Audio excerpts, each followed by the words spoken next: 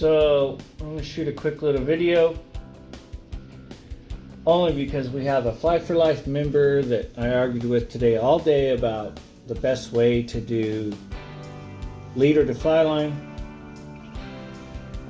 I in no way say this is the best way, it's the way that works for me, and it happens to be better than the way he does it. Here's your finished product. Fly line, what I call a hitch, which is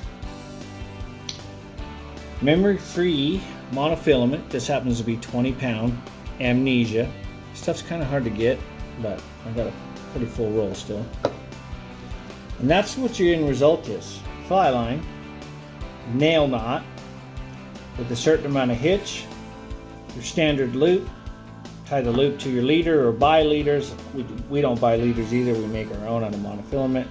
But you can repeatedly use this hitch loop for your leaders. And over time you may have to redo them. Like this one's well used, as you can tell. And when I get them all done, I seat them with some epoxy knot. Again, I'm not endorsing any of these products, it's just what I have and use. So that you get a nice bubble around the knots, keeps them from coming undone and keeps them from catching in the eyelets, whether a fish is stripping them out or you're stripping them in. It's broke off this one is redone, but it's been well used. So, brand new fly line. And the makers came out with this handy dandy loop, which when that first came out, I thought it was the greatest thing in the world, until I hooked a really good fish and my leader line cut right through that loop. So I stopped using those, and I always use a hitch, and a hitch will last me easily one season, basically a year of non-stop catching fish, and then I redo it. So the first step is get rid of that. We don't need it, we don't want it. So as I said, we're going to use the tried true nail knot again. Expert fly fishermen out there that have been doing this a long time, and I think there's a much better way. But I've been everywhere in Colorado, most of the states in the Union, and into Belize, catching tarpon, bonefish, and all the big game fish. And this has served me well. So, this is standard with any nail knot. You take the smallest stuff and wrap it around the biggest stuff. So, hopefully I can get this in one shot. This is a hard knot for me, maybe not others. But again, this is really just to call out a certain friend of mine. Tell us about that tube. What works best for me, I mean, anything that'll create distance to get the tag in back through the wraps.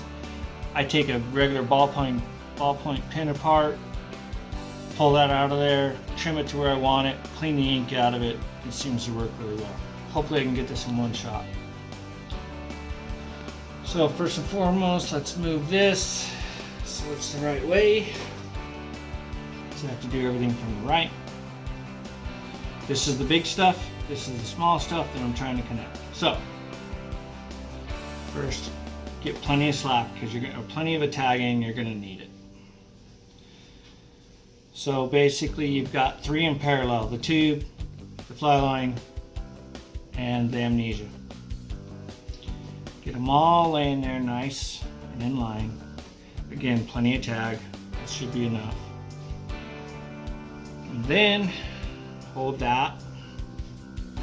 It's always the start that's the worst for me, but keep them on line and get this wrapped down with a tight wrap.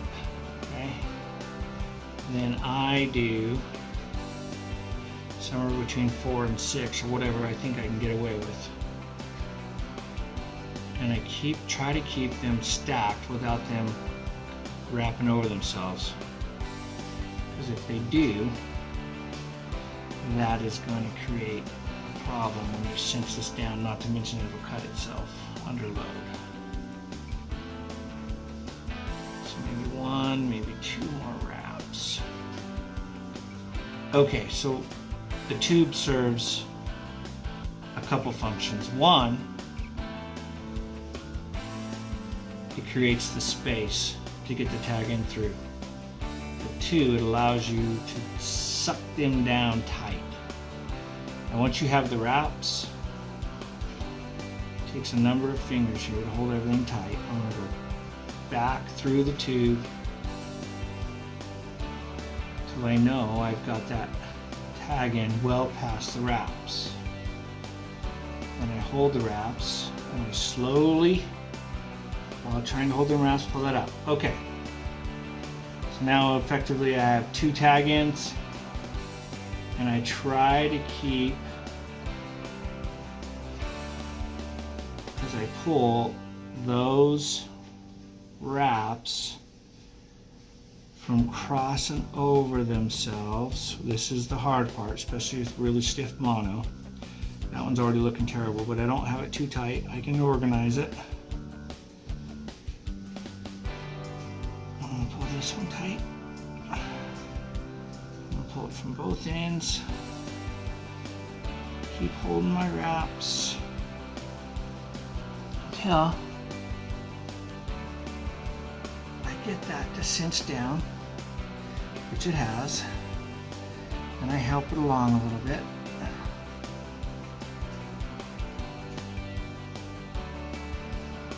And I close that up.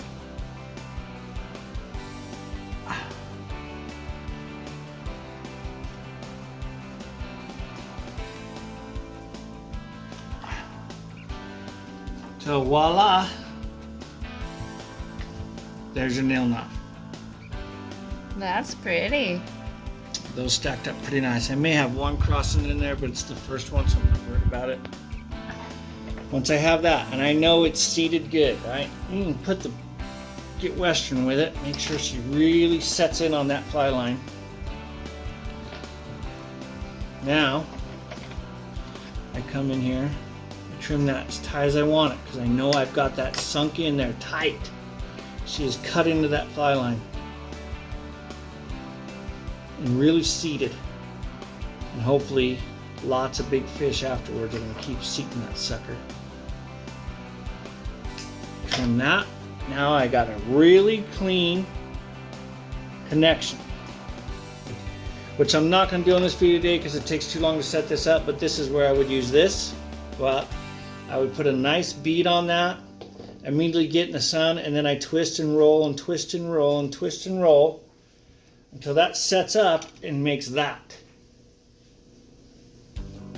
Okay? So now, that's connected. Beautiful. I'm glad I got that in one take. That's amazing. So now, this is where you gotta be careful. Make sure you keep enough, because I'm gonna tie a loop, and I gotta have enough to make the loop. So don't be conservative, make sure you got enough. Okay, so now this is just your standard figure 8. Back around through the hole. And I like to keep these things as short as I can to create the hitch. That looks good. So you can see there that those are all nice, organized in line. They're not crossing over themselves. They're not going to cut themselves.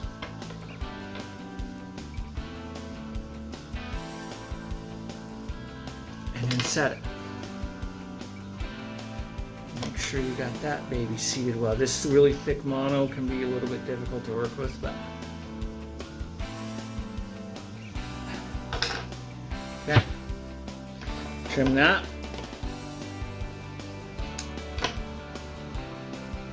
I need to mess with that and make sure I really got a good seat on that. That's the only problem. But this is now, I'm so confident in that nail knot that I can really get after it. And really get that set in. And I'll trim that off tight, which goes against what everyone ever has taught me. Leave a tag in so you're not going to slip. Well, if you got your knots good and tight, they won't slip. Now, all that is left is epoxy bubble there, until it looks something like that. And this is a reusable hitch. So now I take my leader, which I make my own leaders out of a heavier mono, loop to loop, and I can do that over and over and over. It easily lasts a season of non-stop fishing. And I just keep an eye on it. Like this one, it's been well used, but everything still looks decent. I need to re-knot that or re-glue that one. But you can tell, and if so, you just come back here, trim an inch or so off, and redo it. When I carry this in my bag, if I have to do it in the field, I haven't ever. I've always been able to do it at home. And I keep this stuff too, along with my tube. But honestly, I haven't ever had to redo that in the field. So I inspect it now and then, but there you go. There's a hitch, a leader hitch. Little hook, anything that swims in the water and pull it in. So there you go, bud. There's proof. That's what I do every single time.